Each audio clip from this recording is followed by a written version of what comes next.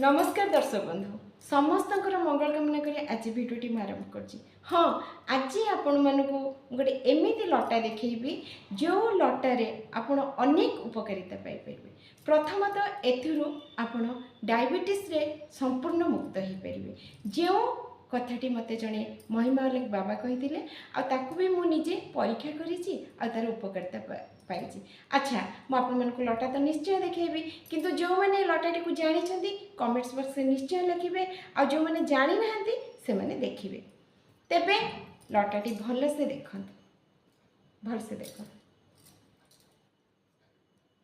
देखिले ना कहले यहाँ कि लटा लिखे निश्चय मो समय नष्ट न करिकी ए लटाटी विषय कहूँ आ हाँ ये लटाटी विषय आप कौन से वीडियो रे देखि नथिबे कारण एटा मते जणे महिमा अलेख बाबा कही जदि आप डायबिटीज प्रबल मात्रा रे अछि आप मेडिसिन खाइके भी कमु ना तेबे एहाको आपण प्रयोग करि परिबे। तेबे एहाको किभଳି भाबरे प्रयोग करिवे मु आपण मानको बुझेकी कहूँ मन देकी सुनंतु। ये लटा आपण बाड़ी बगीचार आराम से पाइपर। यार दुई प्रकार आप उपयोग करें किंतु प्रथमटी को मुझे कहूँ ये लटा को आप नहीं आसबे आपको छोट छोट खंड करके फ्रिज रे रखिपारे। आई लटारू दुई खंड ने राति आपण 2 ग्लास पानी ने एथर 2 खंड पकेबे आउ से मेथी अल्प पकेबे आउ कंचा हलदी आपण खंडे पकई पारे ताको पकई सिझेबे से 2 ग्लास पानी रू जेमिति आपनकर गोटे ग्लास हुए।